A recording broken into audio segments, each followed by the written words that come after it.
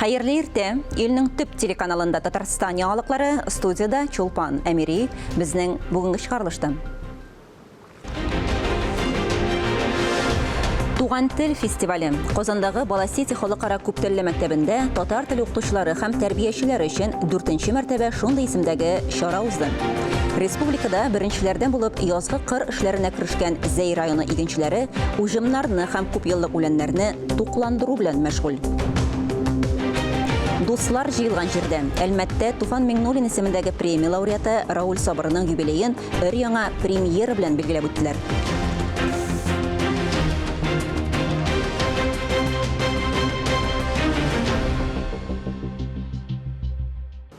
Бу атнада, ягъни 19 апрельдә, парламентарийлар Дәүләт Советы утырышына җыела. Бу турыда парламент президиумында хәбәр иттеләр. Көн тәртибендә 16 мәсьәлә. Халык тарафыннан сайланучылар күп фатирлы йортларда милекне хосусилаштыруга, гадәттән тыш хәлләрдә халыкны яклау, капиталь ремонтка кагылышлы закон проектларын карарга ниятли. Президиум утырышында экология һәм табигый ресурслар министры Александр Шадриков чыгыш ясады һәм иделне сәламәтләндерү проекты турында сөйләде. Ул 2024 елга исәпләнгән. Күп нәрсәне инде хәл итеп булды, шул исәптән Казан янында ләм кырларын юк итү. Республика Дәүләт Советы рәисе Фәрит Мөхәммәтшин узган ел өчен министрлар кабинеты хисабын әзерләүләре өчен барысына да рәхмәт белдерде. Документ киләсе утырышта яңгырар дип көтелә. Bütün фракциялар парламенттагы бу айда һәм комитет утырышлары үтте.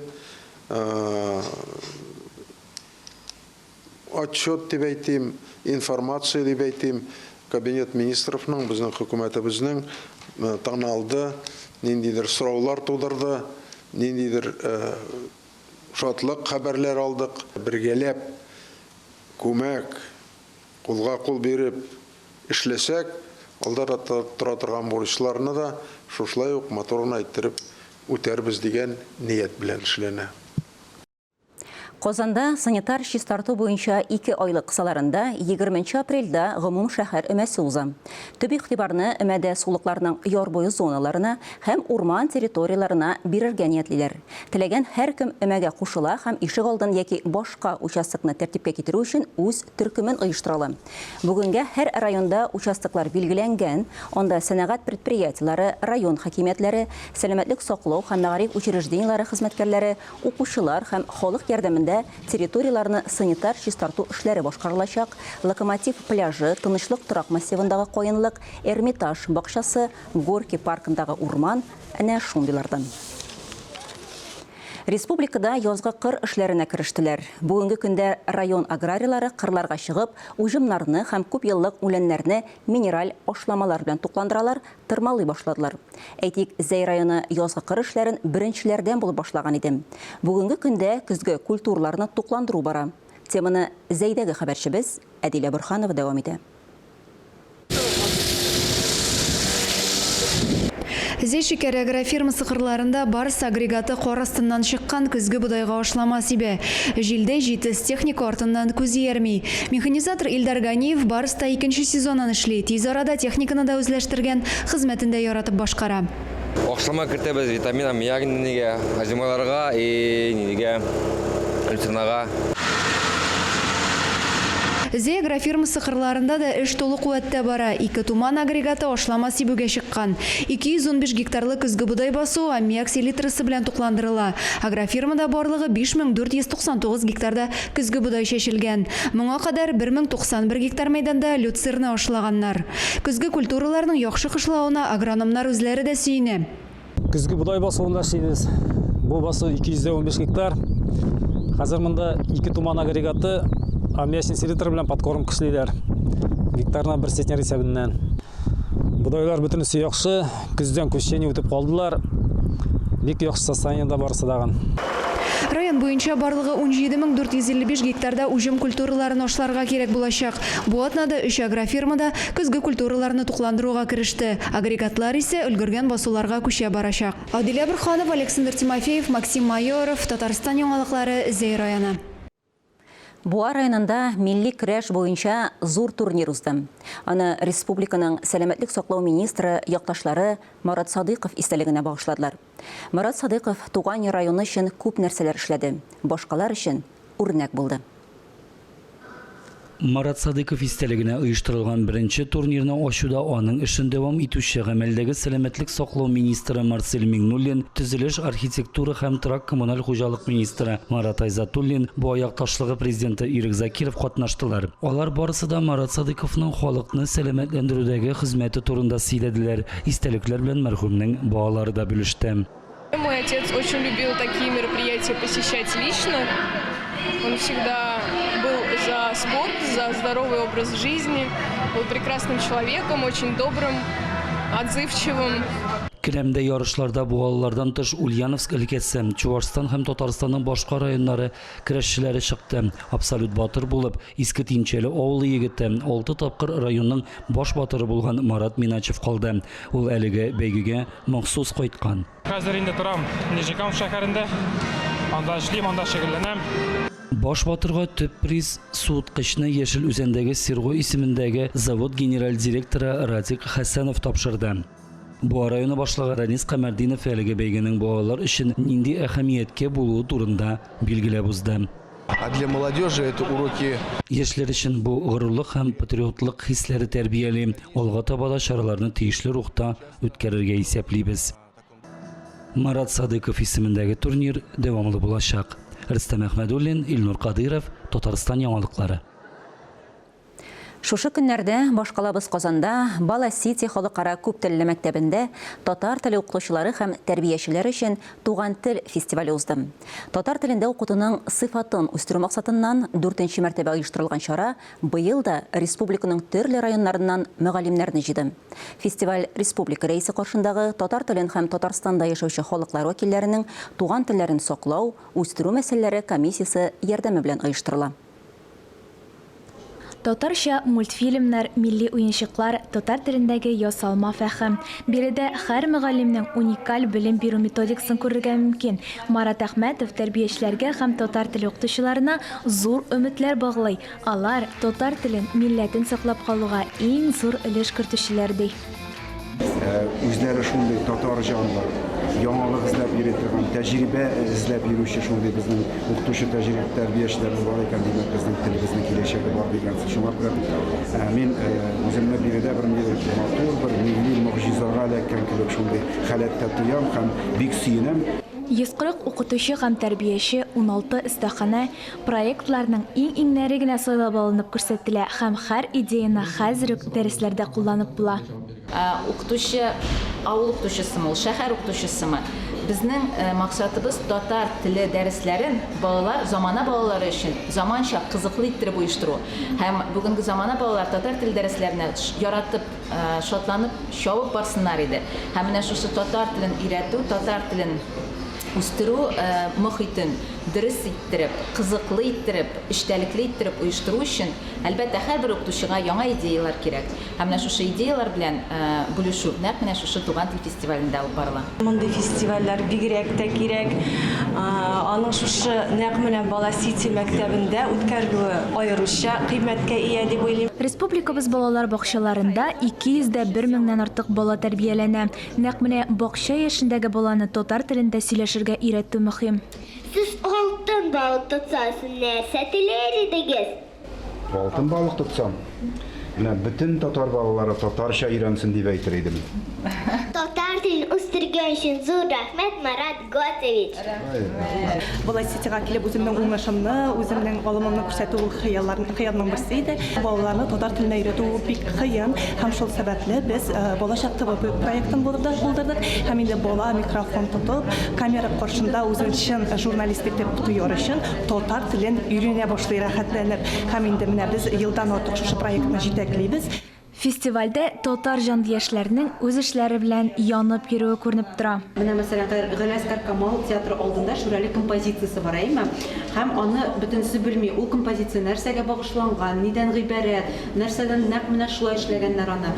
Без менә барлык булган композицияларны республикада булган композицияларны өйрәнеп, аларны әлеге куаныч сайтына программасына кертеп, укытучыларга әлеге композициялар белән дә эшләүне тәкъдим итте. Быел 4-нче тапкыр уздырылган Туган тел фестиваленә елда кызыксыну да, катнашучылар саны да арта. Бу фестиваль төп максатына ирешә һәм сәләтле, милли җанлы мөгаллимнәребез дә арта дигән сүз. Миләүшә Мусина, Илдар Галәүетдинов, Татарстан яңалыклары. Узган атна сәяси вакыйгаларга да бай булды. Татарстан узган ел ил төбәкләре арасында төп икътисади күрсәткечләр буенча алдынгы урынны саклап калды. Икътисади үсешнең мөһим юнәлешләрен Дәүләт Советының барлык комитетларында да карадылар. Махсус хәрби операциядә катнашучыларга, аларның гаиләләренә ярдәм итү чараларына аерым игътибар бирелә. Бу һәм башка темалар турында парламент хәбәрләрендә алар белән Алия Галиуллина таныштыра. Президиумда Дәүләт Советының чираттагы утырышы 19 апрельдә уза. Анда парламентарийлар министрлар кабинетының узган елгы эшчәнлек нәтиҗәләре турындагы хисабын карарга планлаштыра. 2023 ел нәтиҗәләре буенча төп икътисади күрсәткечләр буенча Татарстан ил төбәкләре арасында алдынгы урыннарны саклап калды. Сәнәгать җитештерүе һәм авыл хуҗалыгы күләме буенча 5-нче урында, төзелеш эшләре күләме буенча 2-нче урында, төп капиталга инвестициялар һәм торак тапшыру 6-нчы урында тора. Ел йомгаклары буенча валлы региональ продукт күләме 4 триллион 320 миллиард сумга җитте. Үсеш 3,6%. Республиканың икътисади үсешенә сәнәгать, төзелеш һәм сәүдә зур өлеш кертте. Предприятия организации республики продолжают развитие своих производств, сохраняют высокую инвестиционную активность, перестраивают логистику и рынки сбыта. В рамках федеральных и республиканских мер поддержки, льготных кредитов, займов и субсидий поддержана системообразующая организация в объеме 75 миллиардов рублей и предприятия малого и среднего бизнеса республики на сумму более 87 миллиардов рублей.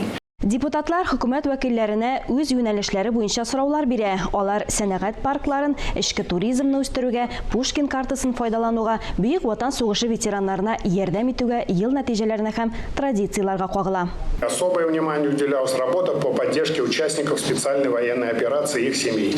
Все дети участников СВО имеют приоритетное право на зачисление в учебные учреждения.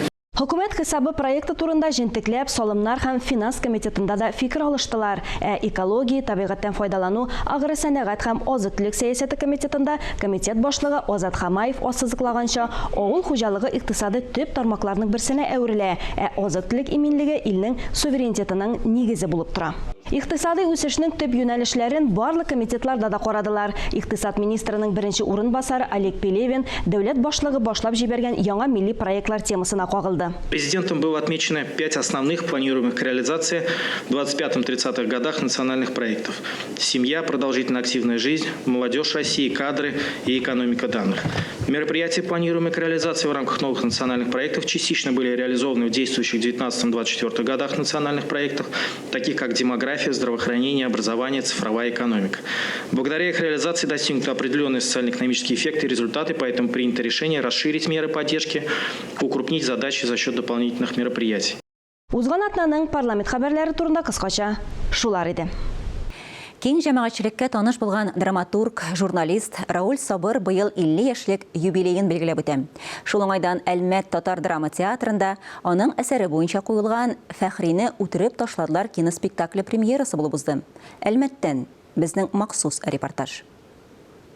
Иҗат кешесенең юбилее гадәттә ел әйләнәсе бара. Драматург Туфан Миңнуллин исемендәге премия лауреаты Рауль Сабырның да 50 яшьлек юбилее гыйнвар аенда булып узса да, төрле чаралар, котлаулар дәвам итә.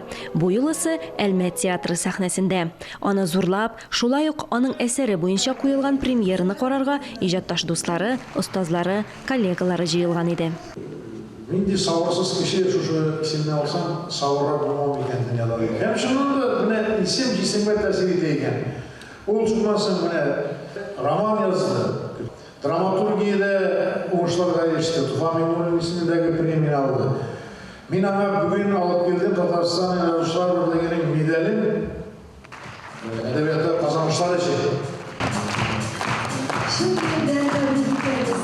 Мин монда журналист, монда зур драматург. Нәрсәшә эшләп йөрим монда дип уйлаган идем. Ул менә 1919 без сезнең студентларда зур драматург булган икән. Миңа да дан итеп шулай.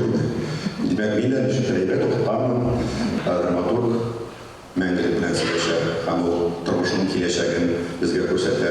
Гадәти булмаган спектакльнең идеясын кинорежиссер Александр Далматов Татарстанның атказанган артисты Динар Хөснетдинов белән берлектә тормышка ашыра. Автордан яңадан яздырып, кайбер эшләрен уйлап инде, biraz финалда үзгәртергә туры килде. Бүгенге заман халыкларына кертеп, без аны менә шулай эшләп чыктык инде. Дөнья әдәбияты, рус әдәбиятын бик укый, бик яхшы танышып бара, һәм әсәрләрен иҗат иткәндә дә ул инде дөнья күләм әдәбиятка игътибар итә, аңа таяна дип әйтик инде. Шуңа күрә ул яктан шактый алдынгы кеше.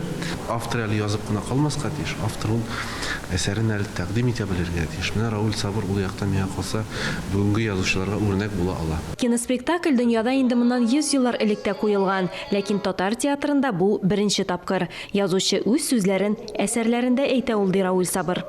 Безнең белүебезчә инде әле безнең белән беркемнең дә бәхәсләшкәне юк. Бу татар театры сәнгатендә иң беренче мәртәбә куелган киноспектакль. Ягъни аның спектакль, классик спектакль буларак бара торган өлеше дә бар, кино өлеше дә бар. Һәм алар бер-берсе белән үрелеп баралар. Геройлар студентлар эскәмиясеннән үк дус булган күптәнге танышлар. Аларның истәлек барлавы фильм буларак бара. Тыңлый белә һәм теләгән нәрсәләргә юл куя белә ул. Раул абый. Менә сораулар туды. Дөресен әйткәндә, әсәрне сәхнәгә куйганда аңламаган урыннары булганда да элемтәгә чыга идек, я шалтыратып, я үзе килеп җитеп аңлатып бирә иде. Гади кеше булып күренсә дә, тышкы кыяфәттән, эчке яктан ул бик серле һәм бик җитди кеше. Әлбәттә, ул әсәрләрендә нык сизелә һәм чагыла. Әсәрләренә чуңа башласаң, аның белән озак кына сөйләшеп тора башласаң, әллә нинди акыллы фикерләр сөйләшә башлый, шуның белән үзен җәлеп итә ул. Автор әсәр өстендә 15 елга якын эшли. 2008 елда яза башлап, 2021 елда гына тәмамлана. Аны яза башлаган булган кашандыр пьеса итеп, аннан соң романга әйләнде, аннан кире пьеса булды. Һәм ул менә башка драматурглардан аермалы буларак ул репетицияларга йөри. Ул гел сәхнәдә бергә китап итеп тә чыгарды. Инде тәрҗемәсен дә ясатты. Инде спектакль һәм хәтта спектакль генә түгел, киноспектакльне куйдырды. Булдыклы кешенең эше икән ул. Театрны яраткан кешеләрне без ничек яратмыйбыз инде. Әлбәттә якын итәбез. 20нче гасыр ахырының тулы бер буыны турында спектакль. Кайбер геройлар чынбарлык прототипларының җыелма образлары. 90нчы еллардагы төркемнәрнең чын исемнәре дә очрый.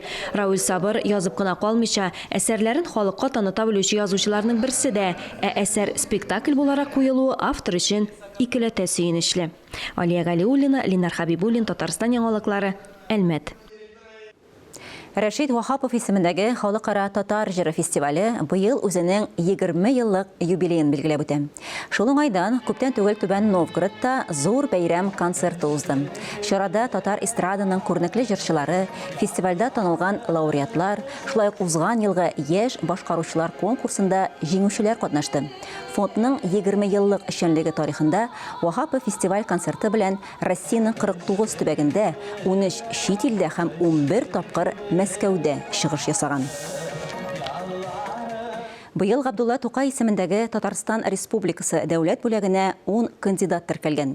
Алар арасында Татарстанның атказанган сәнгать эшлеклесе Абдулла Алиш һәм Шәйхи Маннур әдәби премиялар лауреаты Рафис Корбан да бар. Бу көннәрдә Габдулла Тукай исемендәге Татар дәүләт филармониясында язучының иҗатына багышланган әдәби музыкаль кичә булып узды. Чарадан Фәннур Хәсәнов язмасы.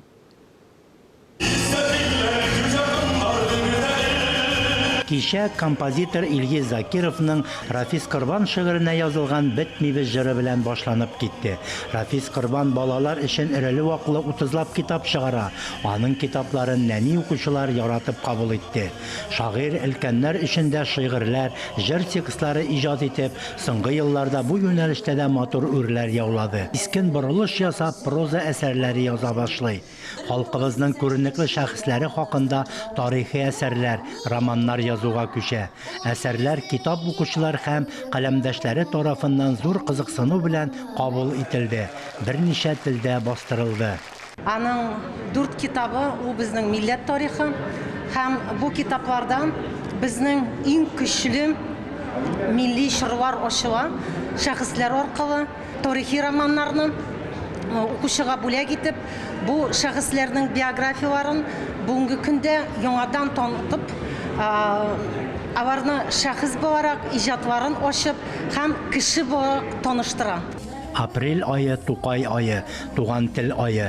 Һәм апрельдә әдәбият һәм сәнгать өлкәсендә зур казанышларга ирешкән әдипләргә, артистларга һәм башка төр сәнгать әһелләренә дәүләтебезнең иң зур бүләге тапшырыла. Быел бу мәртәбәле бүләккә тәкъдим итүчеләр арасында язучы Рафис Корбан да бар. Бүгенге көн кадагына кагылыш әсәрләре, үзебезнең милләтпәрвәр кешеләребезне күтәреп, үзенең романнарында чыгаручы, бу инде сирәк эшле торган хәл. Чыккан романнар барында да аларның шәхси тормышларын үтүкләп түгел, ничек бар шулай хакыйкатьне язып чыкты.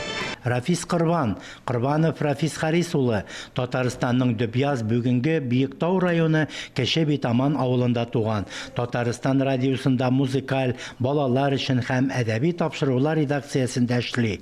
Төрле газета, журнал редакцияләрендә Татарстан Язучылар берлеге, Казан дәүләт Курчак театры, китап нәшриятларында төрле вазифалар башкара. Менә соңгы 6-7 елда мин күчтем прозага. Romanlar icat ite başladım. Özümüzün, milletimizin көренекле şahsları turunda. Onların isimleri elbette yana bizim okuşu için, halk için yana isimler değil. İlgili tanılgan şahslar. Lakin onlar turunda bugünkü zaman közlüğünden çıkıp bugün mine biz onlarga özümüzün münasebetimizni niçik bildiremiz. Şunu ko'rsatirga tilab men alındım bu ciddi işke bir Davuluşka ciddi iş dip sanayım binanı.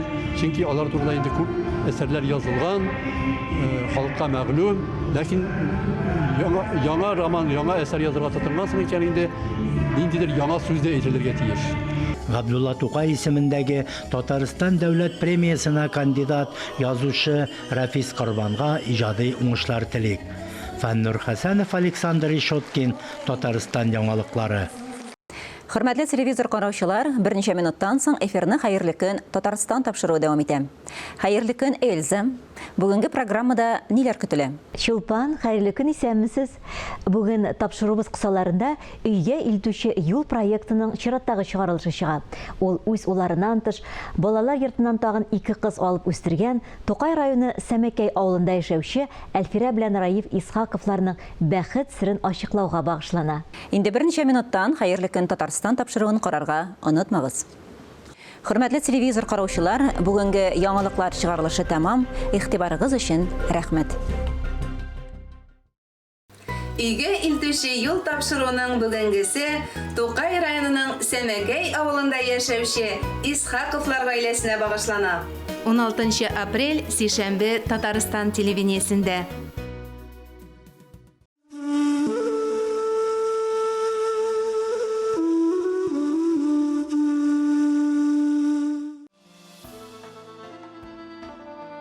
Ишетелә бер кайтаваз шал тарихтан.